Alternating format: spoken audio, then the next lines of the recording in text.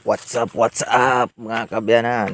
So for today's video, mga alita ka balinghoy. Wow. Mga ngali tayo ng yung balinghoy ba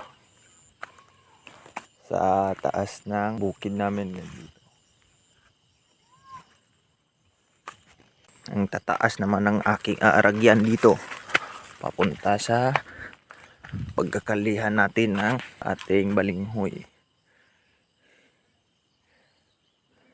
So dito na po tayo sa mga puno ng pitsuka. Pitsuka to guys, sa Negros. Grabe. So ito yon.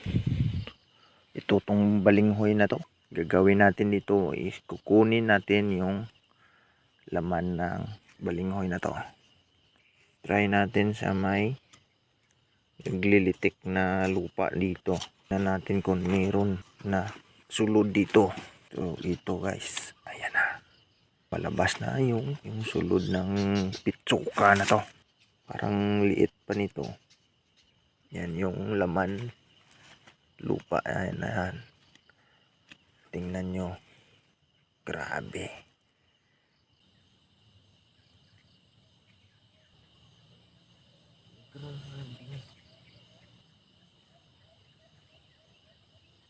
Grabe guys, mayroon ng laman to.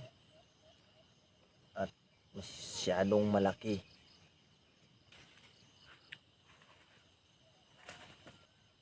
Daming laman. Yung na to, yung pitsuka na to.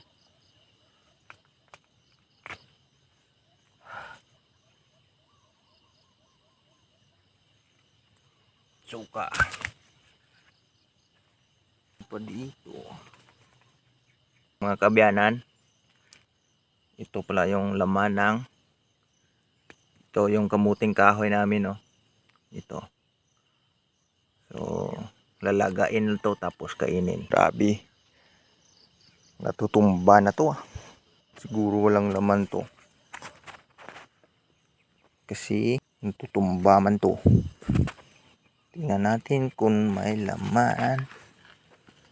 Ito maliit. Ito parang may laman to. May laman siya guys. Grabe. Parang hindi ito laman yung gamot nito. Yan yung kuha natin na pitsuka. Ito yung kanyang kinalian ba? Yung hinukayan. So dito na naman mga kabyanan, ay nabubuol naman tayo dito na isa sa puno nito.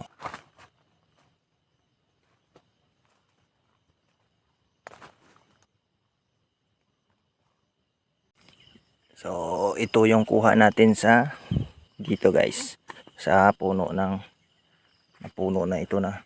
Parang may kapatid pa to. Dapat mabuol natin to. Ba't parang ang lalim nitong madalom guys. Grabe.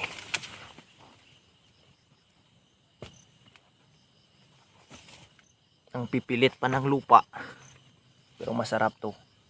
Pag pag nilaga mo, tapos lagyan mo ng ano ba yun, yung kalamay ba?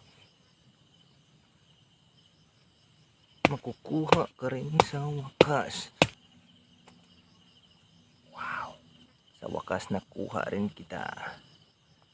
Ito yung susunod natin na kukuhaan. Sana malaki rin to guys.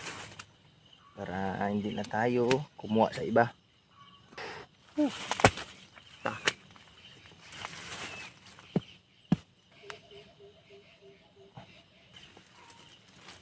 Ito yung kuha natin. Medyo marami-rami naman yung nakukuha natin sa mga puno na to. Ito na 5 lang kabilog. Mahirap pag kinuha mo ng marami sa puno, baka matutumba ba yung pitsuka na to. Ayan. So dito na tayo mga kaabyanan, guys. Puro guys man yan. Ipasok na natin to sa sako. Tapos kung napanood mo man tong video na to, sana mag-comment ka dyan. Then kung saang lugar to umabot yung video natin. Ito na yung ating balinghoy na to. Ayan. So thank you sa mga nanonood dyan. Shout out sa inyo. God bless po.